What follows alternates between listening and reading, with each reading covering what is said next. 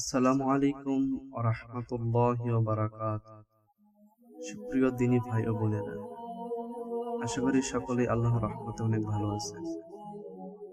সুপ্রিয় দিনী ভাই ও বোনেরা, বরাবরের মতো আবারও হাদিস সহিহ বুখারী শরীফ থেকে। আশা করি আজকের এই হাদিস থেকে আপনারা অনেক কিছু শিখতে পারবেন ইনশাআল্লাহ। সকলের কাছে দোয়া প্রার্থী, সবসময়ের জন্য আপনাদের মাঝে যেন এরকম হাদিস সবসময়ের জন্য এভাবেই আপনাদের মাঝে প্রতিনিয়ত নিয়ে আসতে পারি, এই দোয়া করবেন ইনশাআল্লাহ।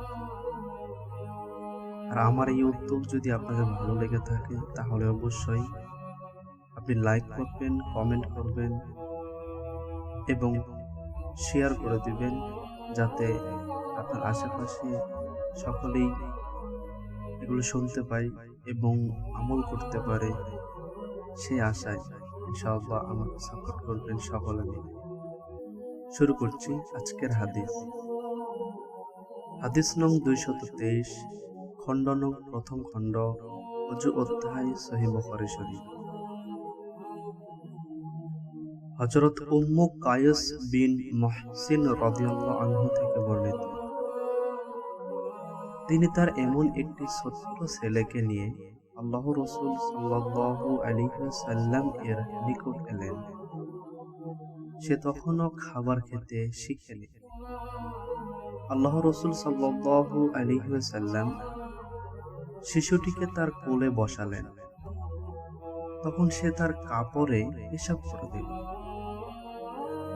তিনি পানি আনিয়ে এর উপর ছিটিয়ে দিলেন এবং তা ধৌত করলেন না।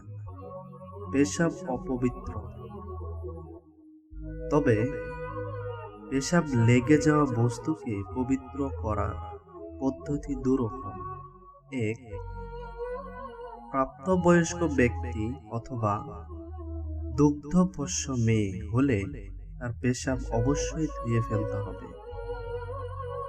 দুই, যদি দুগ্ধপোষ্য ছেলে হয় তবে পানির ছিটা দিলে তা পবিত্র হয়ে যাবে।